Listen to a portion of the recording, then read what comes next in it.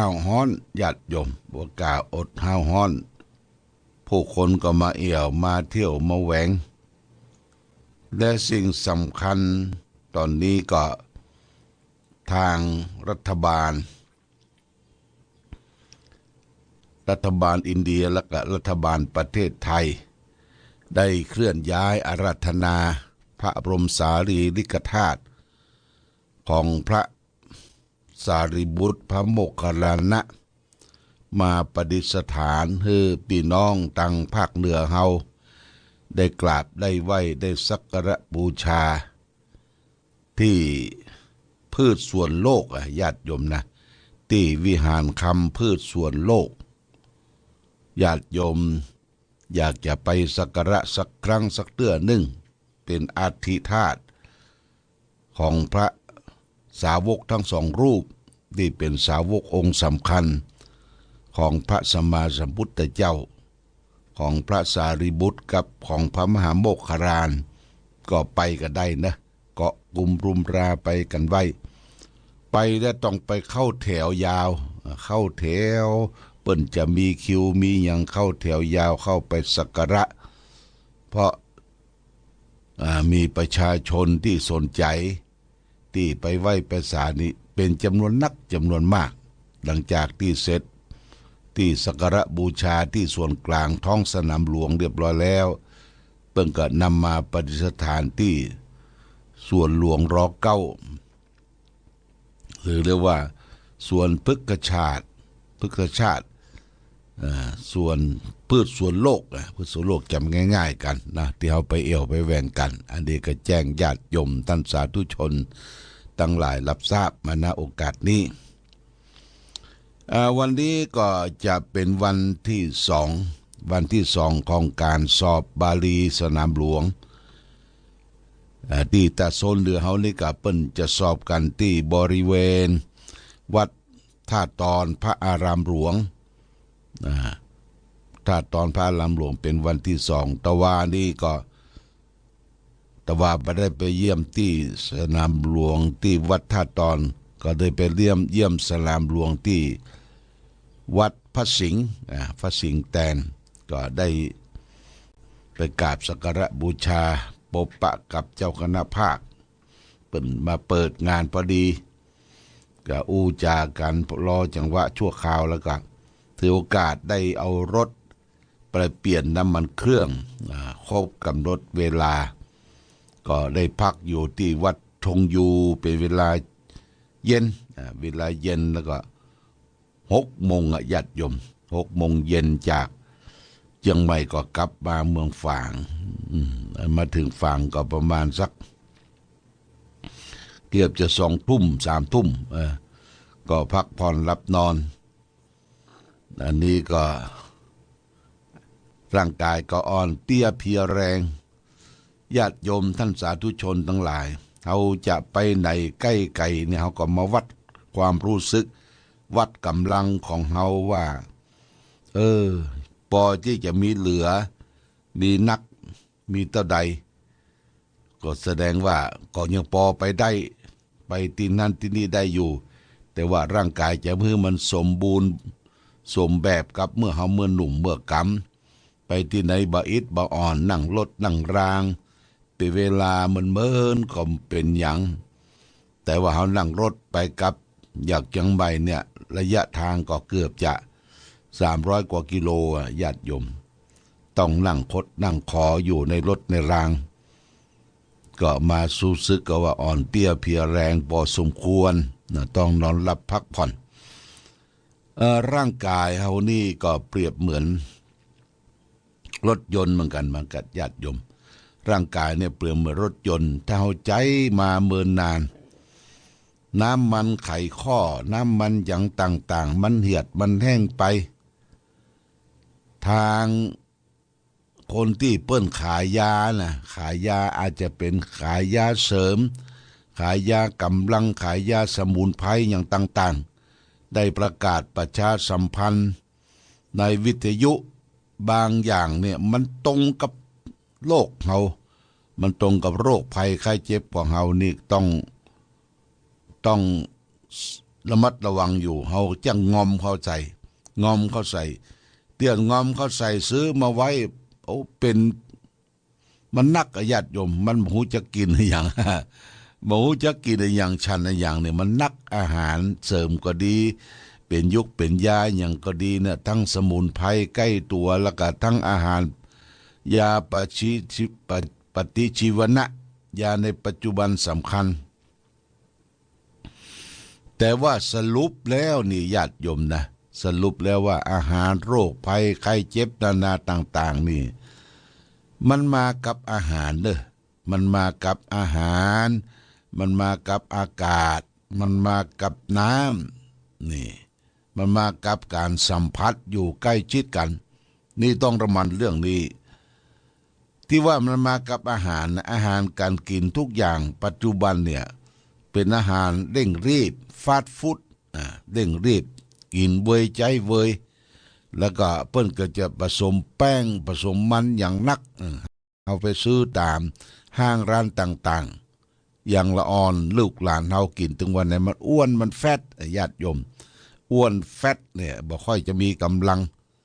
ถ้าอ้วนเกินนี่ก็โอ้ลำบากเหมือนกันเพราะฉะนั้นอาหารจึงปัจจุบันนี่ขอให้เฮาได้พิจารณาอาหารการกินคือเฮาพิจารณาว่าอาหารที่บริโภคลงไปอันใดที่มันเหมาะกับสภาพร่างกายเฮาที่ร่างกายเฮาต้องการก็บริโภคอาหารนั้นๆญาติโยมนะคือโภชเนมัตตัญญูตารู้จักประมาณในการกินการใช้ในการดำเนินชีวิตจะไปกินเฟ้อเหมือนกับอย่างอื่นนี่บ่ได้ละญาติโยมอย่างญาติโยมท่านสาธุชนทั้งหลาย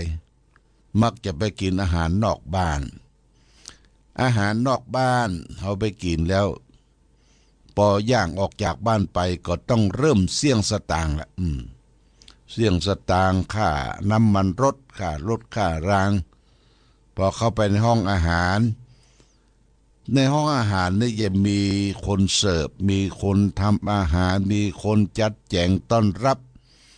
เรียกว่าพนักงานต้อนรับ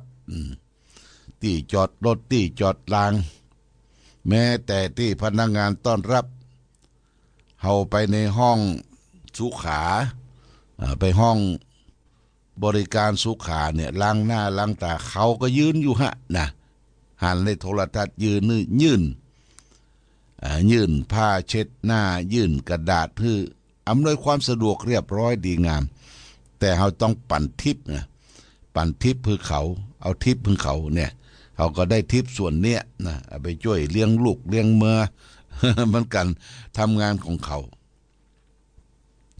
แต่ว่าอาหารที่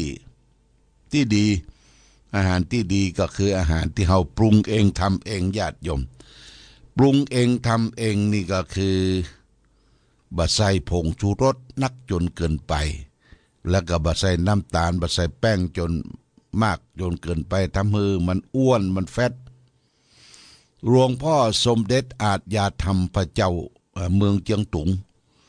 เวลาไปฉันเข้าโดยเปิ้นเนี่ยเปิ้นก็โอ้ก็ผมเลยย่างผงชูรสมาเกือบจะ60 ปีละบะแตะบะต้องนะร่างกายเพิ่นก็ดีนะร่างกายดีอายุ90 ปลายสติสตังดีหลวงสมเด็จอาจยาธรรมว่าเกลือพองผงชูรสเนี่ยเปิ้นจะบะแตะบะต้องบะกินละญาติโยมท่านสาธุชนบัดนี้ขอแนะนำให้เฮาและท่านทั้งหลายว่ากินอาหารบริโภคลงไปคือเลือกกินบริโภคที่จะมันเป็นประโยชน์ต่อร่างกายร่างกายบางวันเนี่ยตมาภาพก็ไปเลิกกินตอนเช้านี่นะมัน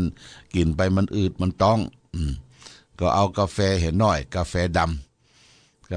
ำแล้วก็เอาไข่ลวกเหี่ยสักแก่น2 แกนก็อยู่ได้ตลอดทั้งวันญาติโยมอยู่ได้ตลอดทั้งวันแล้วก็มาฉันอาหารกลางวันอาหารกลางวันนี่ก็จะเป็นอาหารที่ทำเสร็จอุ่นๆร้อนๆแล้วก็สำหรับ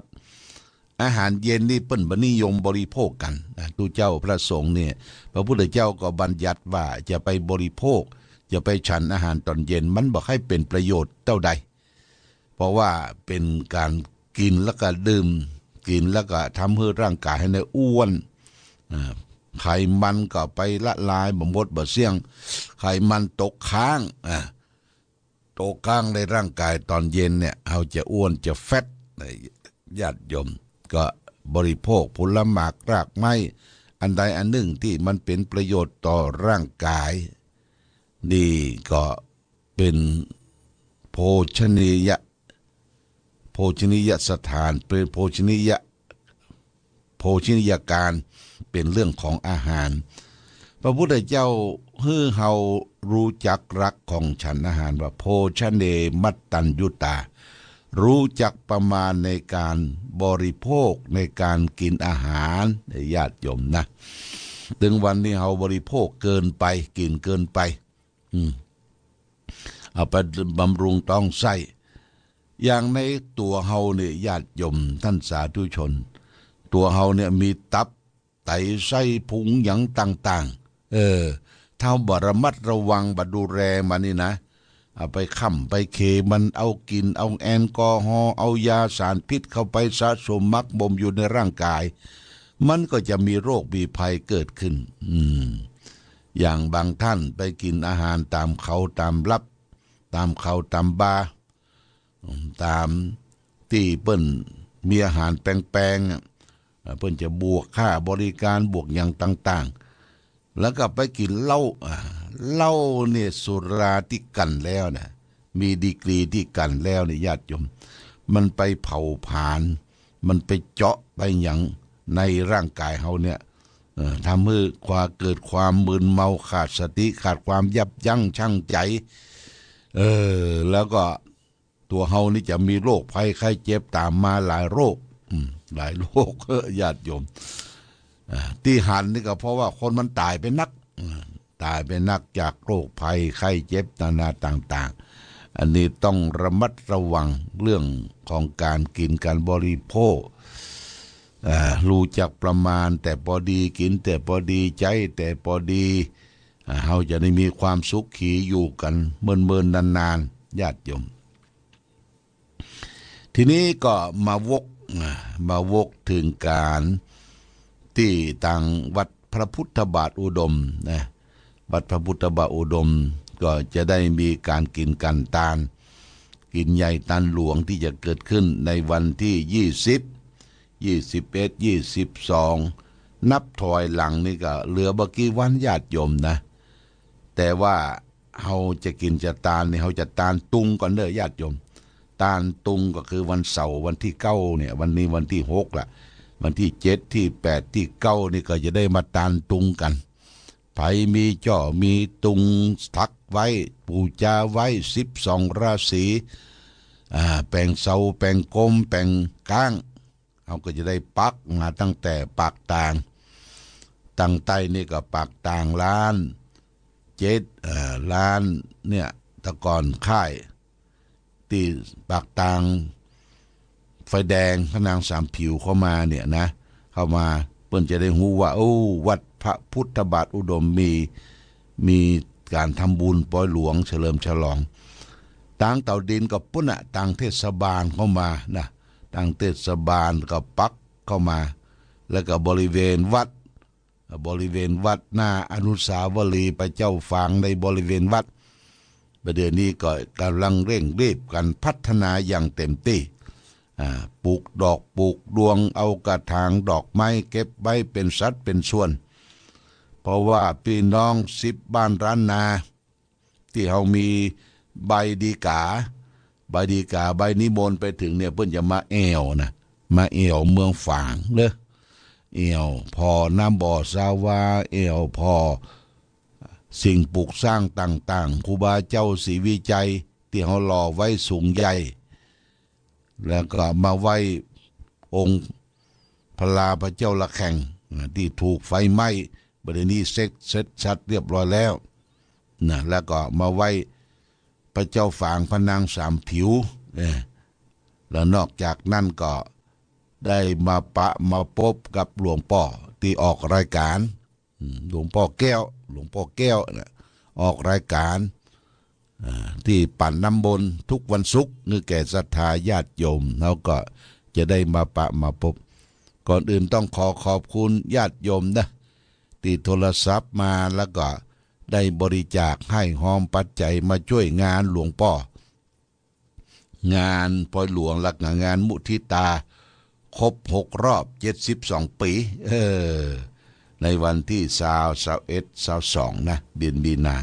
ก็ร่วมด้วยช่วยกันญาติโยมแต่ว่าจะไปให้มันเครียดเขามีการมีงานเขาบอกให้มันเครียดก็ให้เป็นไปตามสเต็ปของงานแล้วก็ศรัทธาญาติโยมเจ้าบ้านวัดพระพุทธบาทอุดมทุกหมวดทุกหมู่อันนี้ปกแก่วัดนายปริญญาหันตระกูลก็จะได้ไปประสานงานเรื่องต้นทายตานเรื่องต้นแห่มีแต่ละบ้านแต่ละต้นจะได้เกาะกลุ่มรวมราแห่กันมา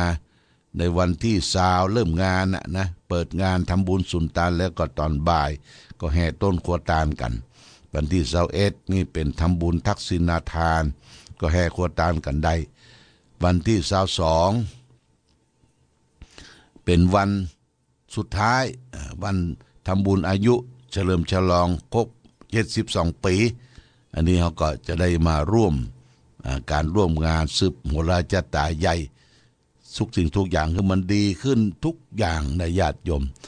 ที่เขาได้ซ่อมได้แซมได้แปลงได้ปลดได้ปล่อยอย่างทุกสิ่งทุกอย่างนั่นโตใจเงินไปประมาณเกือบจะ7 ล้านกว่าบาทนะ7 ล้านกว่าบาทนี่ก็อาศัยพี่น้องศรัทธาญาติโยมได้ช่วยกันให้กันหอมยกตัวอย่างเช่นเจดีย์เก่าที่เราซ่อมแซมกันเสร็จเรียบร้อยแล้วสวยจดงดงามใส่สีขาวทาสีขาวลาภรณ์สีขาวจากเจดีย์มันก็เป็นพระพุทธบาทจำลองพุทธบาทจำลองก็เป็นอุโบสถเนี่ยญาติโยมถ้ามาวัดวาเนี่ยมันจะโล่งหูโล่งตาที่กุฏิหลังขวางใหญ่2 ชั้นเขาก็ได้ลื้อไปละญาติโยมรถแมคโครไอแดงแมคโครนัทภูมิหินทรายนี่ก็เอารถแมคโครมาช่วยลื้อออกไปเป็นสัดเป็นส่วนเอาดินมาถมแหมถมบนดอยญาติโยมถมไม่ใช่ถมอย่างคือถมกลบหน้าอิฐหินดินทรายต่างๆเพื่ออำนวยความสะดวกคือแก่พ่อแม่พี่น้องญาติโยมที่จะมาร่วมกินร่วมทานนะในงานปล่อยหลวงของวัดพระพุทธบาทอุดมหลังจากเขาแปลงปล่อยหลวงแล้วงานอย่างภารกิจมันคำอกคำใจออกไปเขาก็จะได้ตั้งใจร่วมกันประพฤติปฏิบัติธรรมนะประพฤติปฏิบัติธรรมเขาเป็นหลักเป็นใช้อยู่แล้วทุกวันเสาร์นี่ญาติโยมเขามีชมรมผู้ปฏิบัติธรรมประจำวันเสาร์มาประพฤติปฏิบัติธรรมอาจจะแถมต่อไปขั้นต่อไปอาจจะเป็นเต็มวันก็ได้ตอนบ่ายตัวตอนเจ้าตัวมากินข้าวตอนกันที่วัดที่วานะอันนี้ก็แจ้งโฆษณาให้แก่ศรัทธาญาติโยมท่านสาธุชนทั้งหลายมาณโอกาสนี้เอาละวันนี้รายการธรรมะประทีปส่องต่างได้มาพบญาติโยมท่านสาธุชนทั้งหลายก็จะฝากหลักธรรมง่ายๆช็อตคือท่านทั้งหลายได้รับทราบรับฟังมีภาษิตโบราณว่าไก่จะงามก็เพราะขนคนจะงามก็เพราะแต่งคนที่ไม่เสริมไม่แต่งเนี่ยงามด้วยคุณธรรมอะไรคนที่ไม่เสริมไม่แต่งก็งามด้วยคุณธรรม2 ประการในญาติโยมคือ 1. ขันติความอดทน 2. โสรจะคือความสงเงียมเจียมตนขันติความอดทนคนเฮาจะงามก็อยู่ที่ความอดทนอยากจะเป็นคนงามจะไปวู่วามโกรธง่ายทำตนเห็นแก่ได้จะไปหวังน้ำใจจากเพื่อนจากฝูงเฮาจะเป็นคนงามจะไปโกรธโมโหโทโสไม่มันเป็นบละมนทินเป็นเครื่องเศร้าหมองและอย่าไปคิดว่าทุกสิ่งทุกอย่างในบ้านในจองที่อยู่ที่อาศัยทั้งหลายทั้งมวงเป็นของเฮาหมดไปใช่นะญาติโยม เป็นของเฮายืมมาใจพักพาอาศัยชั่วคราวบ่ได้ดอกเนาะจะไปยึดเอาเป็นของเฮาหมดมันยึดหนึ่งกับตุกหนึ่งยึดสองกับตุกสองบ่ยึดปล่อยวางไปพ่องมันก็ปลดปล่อยของความยึดถือต่างหลายต่างปวงแม้ตัวเฮาก็จะไปยึดว่าเป็นตัวตนตัวเฮามันเป็นธรรมชาติธาตุสี่ขันธ์ห้าประชุมจุ่มนุมกันบางคนนี่ยึดตัวเองตัวเก่ายึดวัดวาอารามยึดตำบลยึดหมู่บ้านยึดอย่างเป็นของเฮาหมดบ่ได้เนี่ยอย่างดังใจนี่โอ้เกิดความเป็นทุกข์เป็นร้อนจะไปยึดว่าอันนั้นอันนี้ของเฮาหมดไปใจเฮายืมมาร่วมกันใจสหะร่วมกันใจชั่วครั้งชั่วคราวเราก็ลาภาคจากโลกนี้ไปกลับบ้านไผบ้านมันอย่างนี้เป็นต้นเอาละวันนี้รายการธรรมะประทีปส่องต่างได้มาพบญาติโยมท่านสาธุชนทั้งหลายพอสมควรแก่กาลเวลาขอความประสุขความมีธรรมยงมีเกิดเมกศรัทธาสาธุชนญาติโยมทุกท่านรายการธรรมะประทีปส่องต่างต้องขอลาก่อนขอผู้ฟังจงตั้งมั่นจิตหันษาด้วยธรรมะขององค์พระพุทธาได้นำพาให้เกิดความสุขสงบเย็นขอเจริญพ